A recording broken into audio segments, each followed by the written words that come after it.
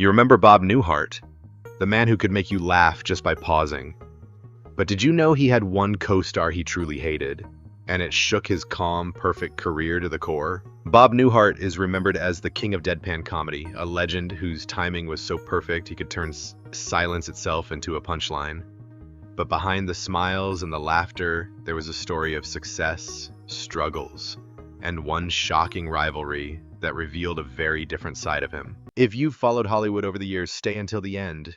You'll be amazed by a secret from back then. Bob Newhart wasn't born into show business. Far from it.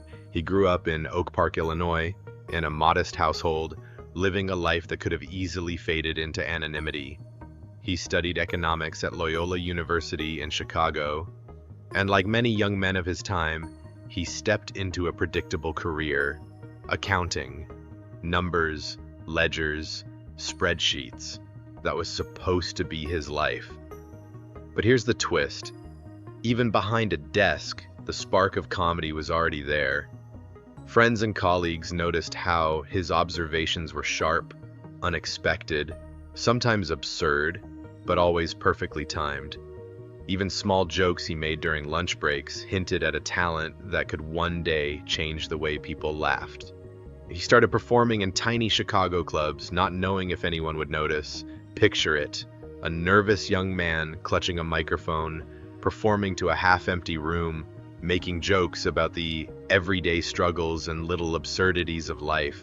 But there was something magnetic about him. He didn't rely on loud jokes or exaggerated gestures. He had a subtlety, a precision, a quiet brilliance that demanded the audience lean in, almost without realizing it. It was a slow burn, years of practice, trial and error, but each small success taught him something new about timing, tone, and the delicate art of observation. And though nobody could have predicted it then, that quiet young man was about to take the world of comedy by storm. Then came 1960, a moment that would forever change the trajectory of Bob Newhart's life. He released his debut comedy album, The Button-Down Mind of Bob Newhart. And unlike anything anyone had heard before, it was groundbreaking. Instead of telling traditional jokes, Newhart performed one-sided phone conversations, imaginary dialogues, and awkward scenarios that left gaps for the audience's imagination. It was clever, it was daring, and it worked. People didn't just laugh, they leaned forward, caught between amusement and disbelief at what he was doing. This wasn't just a comedy album, it was a revolution. Overnight, The Button-Down Mind shot to #1 on the Billboard charts, the first comedy album in history to reach that spot. Critics were stunned, audiences were obsessed, and in 1961, Newhart walked away with a Grammy Award for Best Comedy Album. What made it so mesmerizing wasn't just the laughs, it was the way it reflected life itself. He took ordinary anxieties, social awkwardness, and everyday absurdities, and turned them into art.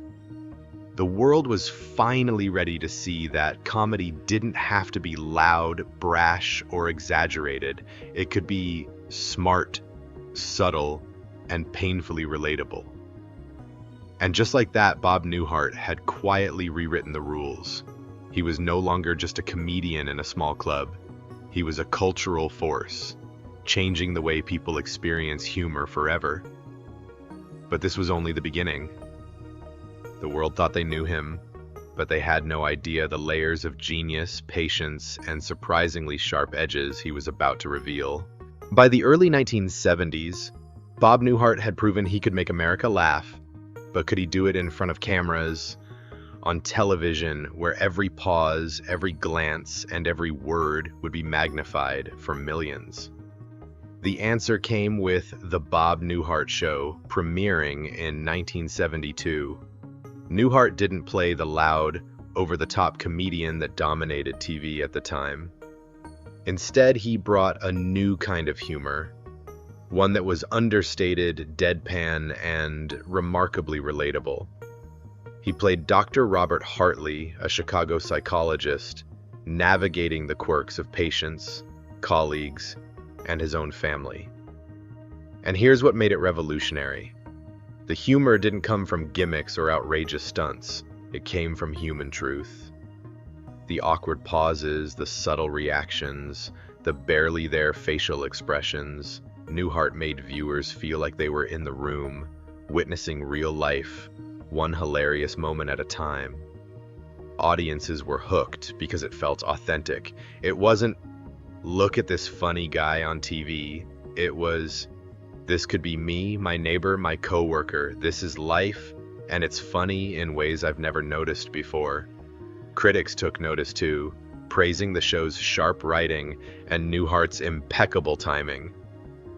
Emmy nominations followed, but more importantly, Newhart became someone people didn't just laugh at. They rooted for him, they understood him, they felt him. Every episode was a delicate dance of silence and wit, where even a slight pause could make an entire scene explode with laughter. And Newhart was a master at it, transforming simplicity into genius. But just as audiences thought they knew the boundaries of his talent, Newhart was preparing to take another daring leap that would cement his place in television history forever. The 1980s brought Newhart, a new series that would become legendary for reasons no one expected. This time, Bob played Dick Loudon, an innkeeper in a small Vermont town surrounded by eccentric locals, people so quirky, so absurdly odd, that every scene teetered on chaos. And yet, in the middle of all the weirdness, Newhart's calm, deadpan presence anchored the comedy perfectly. What made Newhart mesmerizing wasn't just the jokes. It was the way it created a world that felt alive. Each character had quirks that could explode into comic gold at any moment. And Newhart? He was always the calm eye in the storm, delivering lines with such subtle timing that viewers didn't just laugh, they marveled. The show ran for 8 seasons, earning Emmy nominations and capturing the hearts of millions. But the true legend came at the very end. The series finale, still considered one of the greatest in television history, shocked audiences in a way that felt almost scandalous. Not because it was inappropriate, but because it was so clever, so audacious, so unexpected. Without giving it all away, imagine a story so carefully constructed that the last scene flips everything you've seen upside down, turning years of comedy into a single, unforgettable punchline. Viewers were left gasping, laughing, and talking about it for years afterward. That finale wasn't just an ending, it was proof that Newhart wasn't just a comedian, he was a storyteller, a master of timing, and a genius at building suspense in a way most sitcoms never even dreamed of attempting. And yet, even with all this success, the story of Bob Newhart was far from over. Behind the laughs, behind the awards and iconic moments, there were rivalries, personal challenges, and unexpected twists that would reveal a side of him no one saw coming. By the early 1990s, Bob Newhart had already achieved what most comedians only dream of: decades of success, iconic shows, and an audience that adored him. But here's where it gets fascinating. Even after conquering television and stand-up, Newhart wasn't content to rest on his laurels. In 1992, he launched a new show simply titled Bob, taking a bold step into uncharted territory.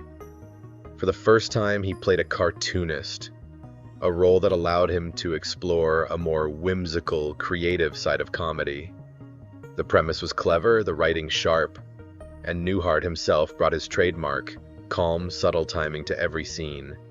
Yet despite all this talent, the show struggled. Ratings were brutal. Competing networks pulled audiences away, and Bob never captured the massive following that his earlier projects had enjoyed. Critics admired the artistry, but viewers didn't tune in the way anyone had hoped. It was a rare stumble in a career otherwise defined by brilliance. But here's the thing about Newhart. Even in apparent failure, he never lost his courage or curiosity. He didn't shy away from experimenting. Every risk, every attempt to innovate showed his relentless drive to evolve, not just as a performer, but as an artist. For someone who had mastered subtlety, Bob was a reminder that creativity isn't always predictable, and sometimes even legends must take a gamble to grow. And while the show faded from mainstream attention, another dramatic story was brewing in his life, one that would reveal an intensity and raw honesty rarely seen from the calmest man in comedy. Bob Newhart passed away in 2024 at the age of 94. Tributes poured in from comedians, fans, and even President Joe Biden, who called him a true American treasure. His legacy wasn't just built on laughter, but on the way he made comedy human, intelligent, and timeless. For a man who always kept his cool, his open disdain for Jimmy Walker was shocking. But maybe that's what makes Bob Newhart's story so powerful. He wasn't just a comedian, he was real, honest, and unforgettable. So what do you think? Was Newhart right about Jimmy Walker, or was it just a clash of styles? Let me know in the comments.